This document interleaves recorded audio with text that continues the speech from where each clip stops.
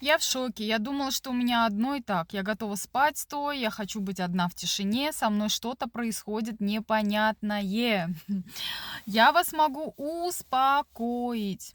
Сейчас с женщинами, это только начало, кстати говоря, сейчас с женщинами будет происходить непонятное.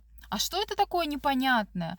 А непонятное это то, что мы проснулись. А непонятное это то, что нам не хочется ничего делать.